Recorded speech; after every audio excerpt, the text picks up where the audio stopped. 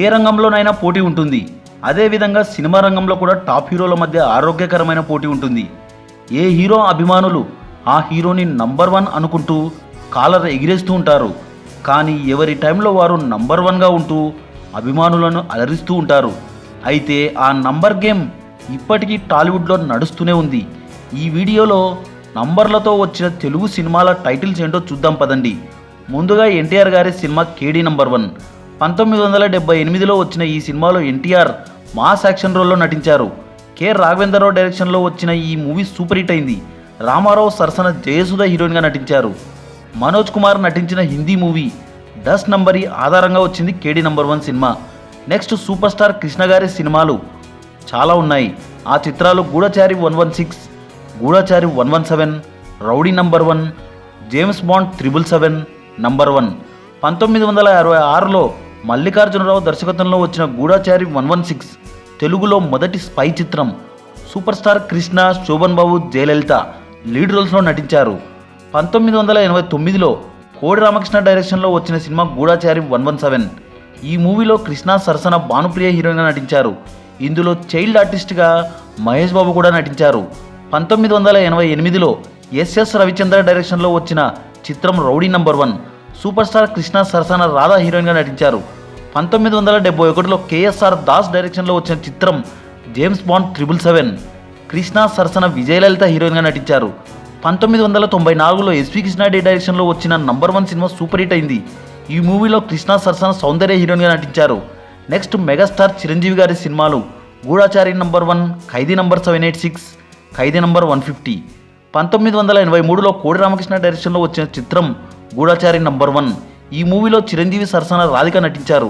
1988లో విజయబాపినేడు డైరెక్షన్లో వచ్చిన చిత్రం ఖైదీ నంబర్ 786. ఈ సినిమాలో చిరంజీవి సరసన భానుప్రియ హీరోయిన్గా నటించారు. 2017లో వివి వినాయక్ చిరంజీవి కాంబోలో వచ్చిన సినిమా ఖైదీ నంబర్ 150. ఈ సినిమా సూపర్ హిట్గా నిలిచింది.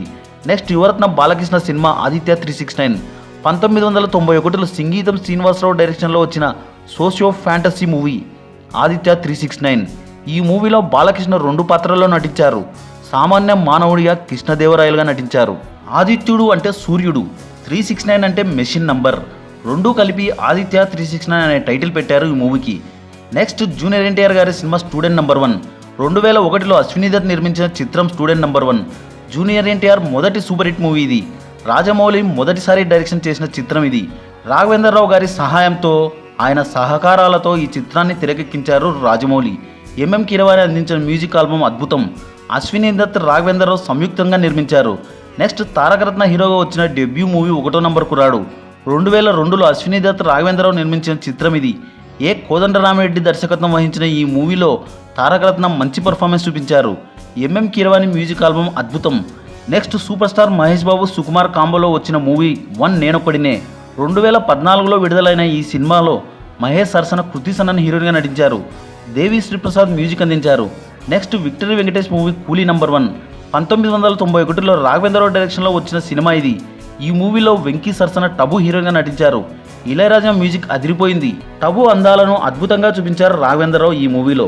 శారద, మోహన్ బాబు ముఖ్య పాత్రలో నటించారు. నెక్స్ట్ రవిరాజ పినిశెట్టి, శ్రీహరి కాంబోలో వచ్చిన మూవీ కేడీ నంబర్ 1.